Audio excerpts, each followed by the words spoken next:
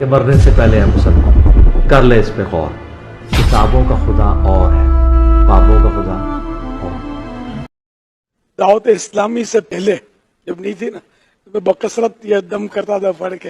لیکن مجھے وہ ایک لطیفہ یاد آ گیا، عرض کر دوں؟ تو درد کی جگہ پر ہاتھ رکھ دیں اور پڑھیں دادا صاحب کی گھوڑی۔ یہ کوئی بزرگ ہوں گے لیکن اس میں اب انجینئرنگ ہوگی، ذرا صبر سے سننا ہے۔ تو ان کی طرف یہ منسوب ہوگا۔ ٹھیک ہے۔ دادا صاحب کی گھوڑی وہی اندھیری رات، اور اس کا جو مزہ ہے نا وہ دنیا میں کسی چیز کا مزہ نہیں ہے۔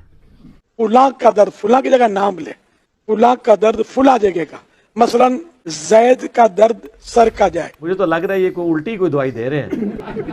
سر پہ آپ دم کرنا چاہتے ہیں تو یوں کہیں دادا صاحب کی گھوڑی وہی اندھیری رات، زید کا درد سر کا جائے۔ چڈھا سمجھاؤ اسے، سمجھاؤ۔ یہی لگی میری آس۔ یہ پڑھ کر 3 مرتبہ پڑھیں اور دم کر دیں۔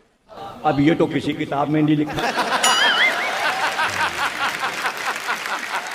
یہ اصل بزرگوں کے الفاظ بعض اوقات تاثیر کا تیر بن کر درد کو توڑ پھوڑ کے رکھ دیتے میں آپ کے بابوں کو نہیں مانتا۔ ہیں۔ یہ وہ منن والے جو ہے نا ان کے کام کی باتیں ہیں۔ ہائے ہائے ہائے سر، انجینئرنگ ہو چکی ہے، طے کرنا، رک جاؤ۔ بعض لوگ بولیں گے کہ یہ کیا مطلب کیا، تو پھر ٹھوکرے کھاتے رہو۔ اگر آپ کو مطلب حسن زن ہے اور اگر آپ حسن زن کے ساتھ اللہ کی رحمت پر بھروسہ کر کے، بزرگوں پر اعتماد کر کے، نا اللہ کی عطا سے آپ کریں تو درد انشاءاللہ دور ہو جائے گا۔ یہ تو جا رہے جا۔ تجربہ ہے ہمارا، تو بارہا تجربہ ہے۔ عبارتیں بیتیں کتابوں میں ملتی ہیں۔ مجھے بتا رہے ہیں، دیکھو یہ جیسے دہاڑ کا درد ہے کسی کے، تو اس کی دہاڑ کو پکڑ کے یہ کہیں 4 کمائیں 32 کھائیں، بہت چنگا نام ہے۔ واسطے قطب عالم کے ایک کو چھوڑ ایک نہ جائے۔ آہا۔ اب یہ 4 دہاڑوں کی تعداد 4 ہے۔ یہ دیکھیں گے نا بڑے دانت، یہ شاید یہاں یہ چاروں چباتے ہیں۔ ہم معلوم ہے تیرے باپ کو مت سکھا، چل۔ 32 دانت کے 32 ہی مشہور ہے، تو 4 کمائیں 32 کھائیں، یہ آسانی ہو جاتی 32 کو۔ ٹھیک ہے۔ پھر واسطے قطب عالم کے، یہ بزرگ کی طرف نسبت ہے، قطب عالم کا واسطہ، ایک کو چھوڑ کر ایک نہ جائے۔ سالے مٹھائی کی دکان پہ لے کے جاؤں گا 200 میں بک جائے گا۔ یہ نہ ہو کہ ایک دانت چلا جائے دوسرا اکیلا ہو جائے۔ اس طرح کی یہ، اس سے بھی یہ منجن پر بھی اگر دم کر دے نا یہ پڑھ کے، تو یہ منجن انشاءاللہ فائدہ کرے گا۔ پوری پاکستانی قوم کو اس وقت میں نے جو 5 طریقہ علاج بتائے تھے وہ آپ میری ویڈیو تفصیل سے دیکھیں، اس میں ایک روحانی طریقہ علاج بھی تھا، لیکن روحانی طریقہ علاج بھی ان بیماریوں کے لیے، ہر بیماری کے لیے تو نہیں ہے۔ یعنی دنیا میں کوئی دوائی ایسی نہیں ہے، کوئی دم ایسا نہیں ہے جو بچے کا ختنہ کر سکے۔ ہاں جی ہے روحانی بائی پاس، اور چھڑ دو بائی پاس، ختنہ کر کے دسو جی نہ ہے نا تے چھوڑ دو۔ آج وہ جس بزرگ نے سٹیک تے لوانا ہے اپنے آپ نو، کیڑا ہے جڑا ہے لکھ کے دے منو کہ اگر میں نہ کر سکیا ختنہ تے جو مرضی کرو جی انجینئر صاحب اجازت ہے، تو پتہ چل جائے گا۔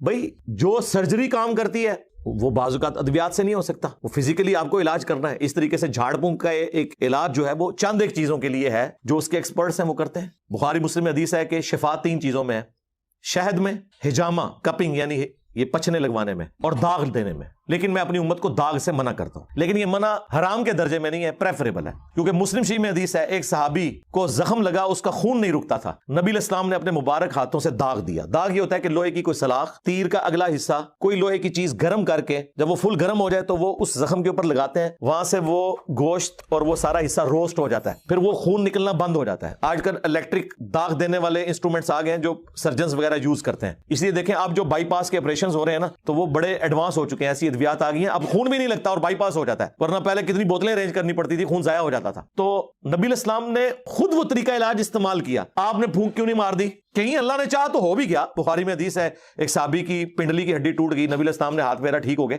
لیکن یہ 1-2 واقعات معجزانہ طور پہ، ادروائز نبی علیہ السلام پورا علاج کرواتے تھے، اور علاج کرنا ہے۔ جو چیز اس طرح کی سرجری والی ہے وہ دم کرنے سے نہیں، ٹوٹی ہوئی ہڈی جڑ جائے گی، وہ نبی علیہ السلام کا ایک معجزہ تھا۔ اگر آپ کو اپنے بزرگوں پہ اعتماد ہے تو توڑوائیں اپنی ٹانگیں، اور ٹائم قیامت تک جائے کروا کے دسو کسی کو سیدھا۔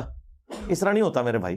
معجزات جب اللہ تعالیٰ کسی کے لیے چاہے ظاہر کر دیتا ہے، لیکن آپ نے معجزات اپنے بابوں کے لیے مانے ہوئے ہیں تو پھر بہتر یہی ہے کہ پریکٹیکلی کر کے بتائیں، آپ جو آپ کلیم کر رہے ہیں وہ کر کے بتائیں۔ کہتے ہیں بزرگ جو ہیں وہ اگر جو ہے وہ کیمرہ اور سیٹلائٹ جو ہے وہ سارے بر اعظموں میں ایک کمرے میں بیٹھ کے دیکھ سکتا ہے تو اللہ کا ولی کیوں نہیں دیکھ سکتا؟ چھڑ دو سرکار، کوئی مسئلہ نہیں ہے۔ اگر PIA کا پائلٹ جہاز اڑا سکتا ہے تو بزرگ کیوں نہیں اڑا سکتا؟ بٹھائیے سارے بزرگانوں اور कॉकपिट से जो है पायलट को कहेंगे जी आप तो निकले ना, ये उड़ाने वाले जे क्या मसले थी जाके लैंड करना है इन्होंने जिथे करना है। नहीं, अगर यकीन है तो करे ना। कहते हैं ना रूहानी इल्म तो जो है वो ऊपर है इस दुनियावी इल्म से, और इस दुनियावी इल्म को ये कर रहे होते हैं। अल्लाह के बंदो, खुदा के लिए, नबी अलैहिस्सलाम ने जब मुख्तलिफ बादशाहों के पास खतूत लिखे हैं तो उन जुबानों के एक्सपर्ट बंदे बुलवाए हैं, उनकी जुबानों में लिखवाए हैं। इस तरह नहीं होता जिस तरह आप समझते हैं। दुनिया बकदरे एफर्ट है। कभी कभार कोई मुर्जाना बात हो जाए वो अलग बात, वो अंबिया के साथ खास है। बाकी गैर अंबिया के साथ नबी इस्लाम के मुबारक दौर में बड़े अजीबो गरीब किस्म के मुर्जात हुए हैं, वो बिल्कुल दुरुस्त है, वो नबी के मुर्जे हैं। लेकिन रसूलुल्लाह की वफात के बाद जो कुछ है वो दुआ की हद तक है। अल्लाह ताला चाहे तो कर दे, अल्लाह ताला चाहे तो ना करे। बारिश की दुआ की हो गई, ठीक है, समझ आती है बात की। इस तरह के मामलात हो सकते हैं। जो अल्लाह के फिजिकल फिनोमिना ऑफ नेचर है उनमें अल्लाह तबारक व तआला किसी की दुआ कबूल कर लेता है। लेकिन कभी ऐसा नहीं हुआ कि जी किसी साहबी की आंख निकल गई है, दूसरे ने फूंक मारी है तो उसकी नजर वापस आ गई ना, किसी की हड्डी टूटी है तो ये, या ये जंगे कासिया और यरमूक में सहाबा कराम को जो जख्म लगते थे तो एक दूसरे को सूरह फातिहा पढ़ के फूंकते थे, जख्म ठीक हो जाता था। खुदा के लिए यार, इस तरह नहीं मामलात होते। दुनिया को अल्लाह ने बकदरे एफर्ट छोड़ा हुआ है।